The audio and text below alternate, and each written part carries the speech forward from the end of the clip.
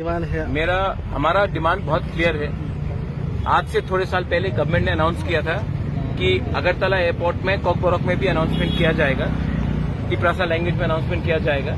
लेकिन अगर आप देखेंगे तो इस एयरपोर्ट में सिर्फ हिंदी, इंग्लिश और बांग्ला में अनाउंसमेंट किया जाता है। हमारे कॉकबोरॉक काउब्रू में अनाउंसमेंट नहीं किया जाता है। तो ये हमारा क्लियर डिमांड है कि आप एक तिपरासा ट्रांसलेटर को 2 को हायर कीजिए और यहाँ में अनाउंसमेंट कॉकबोरॉक में होना चाहिए। ये हमारा धरती है, ये हमारा एयरपोर्ट है और यहाँ में अनाउंसमेंट भी कॉकबोरॉक में होना चाहिए। सिर्फ बंगाली, हिंदी और इंग्लिश में नहीं चलेगा। सेकेंड चीज है, महाराजा वीर विक्रम का एयरपोर्ट है, लेकिन महाराजा वीर विक्रम का स्टैचू पुराने एयरपोर्ट में पड़ा हुआ है। हम चाहते हैं कि यहाँ में कब लगाया जाएगा, क्योंकि ये एयरपोर्ट हमारा निशान है।